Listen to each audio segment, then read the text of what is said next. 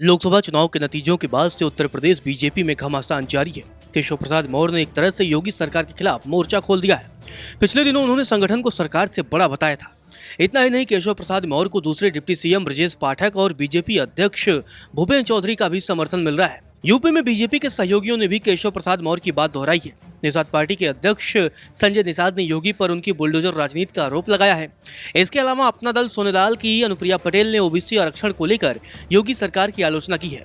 इसके बाद योगी ने तुरंत प्रतिद्वंदी अपना दल के की पल्लवी पटेल से मुलाकात की, जिन्होंने 2022 के विधानसभा चुनाव में केशव प्रसाद मौर्य को हराया था। इन सब के बीच सियासी गलियारों में चर्चा हो रही है कि बीजेपी आलाकमान योगी आदित्यनाथ को लखनऊ से दिल्ली भेजना चाहती है। हालांकि ये कयास भर है। चुनाव के दौरान भी कई राजपूतों ने कहा था कि उन्होंने सुना था कि 400 पार के साथ बीजेपी योगी को मुख्यमंत्री पद से हटा देगी और दिल्ली भेज देगी।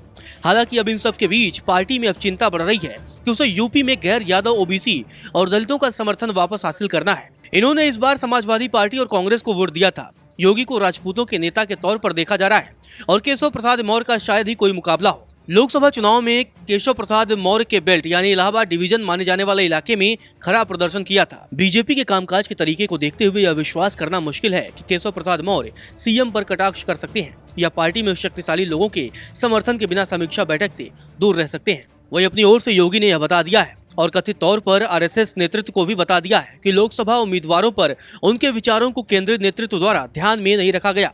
दरअसल योगी चाहते थे कि कई मौजूदा सांसदों को बदला जाए, लेकिन उनकी आवाज को नजरअंदाज किया गया और उनकी तस्वीरों को चुनाव पोस्टरों से भी गायब किया गया। आलाकमान की ओर से योगी और उनके विरोधियों दोनों को लाइन से हटने के बजाय पीछे हटने के संदेश भेजे जा रहे हैं। वही 2027 विधानसभा चुनाव से पहले यूपी बीजेपी में जिस तरह की हलचल जारी है, उससे पार्टी की मुश्किलें बढ़ सकती हैं।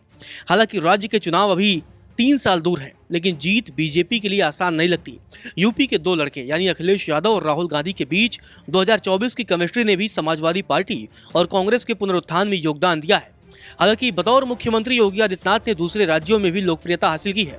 नौकरशाही पर उनकी अत्यधिक निर्भरता और राजनीतिक सहयोगियों के प्रति उनकी सतर्कता की भले ही आलोचना हुई हो, लेकिन उन्हें एक ऐसे नेता के तौर पर देखा जाता है जिसने राज्य में कानून और व्यवस्था की स्थिति में सुधार किया है। वहीं भाजपा नेतृत्व महाराष्ट्र, हरियाणा और झारखंड जैसे महत्वपूर्ण राज्यों के चुनाव से पहले उत्तर प्रदेश में अपनी स्थिति मजबूत करने से भी सावधान रहेगा, जहां पार्टी को हार का सामना करना पड़ा था। इन राज्यों में जीत मोदी के लिए फिर से राजनीतिक पहल हासिल करने के लिए महत्वपूर्ण है। इस धारणा को भी पार्टी खत्म कर सकती है कि वो अपनी जमीन खो रही है। उदाहरण के लिए महाराष्ट्र में जीत यूपी में जोखिम लेने के लिए पार्टी के हाथ मजबूत कर सकती है। स्पष्ट रूप से यूपी भाजपा के लिए 2024 के बाद का युद्ध क्षेत्र है। नमस्कार, मैं हूं मानक गुप्ता। अगर आपको हमारा ये वीडियो पसंद आया हो तो इसे लाइक और शेयर जरूर करें और हां, हमें सब्सक्राइब और फॉलो करना ना भूलें ताकि आप देश और दुनिया की कोई खबर मिस ना करें। तो जुड़े रहिए हमारे साथ और देखते रहिए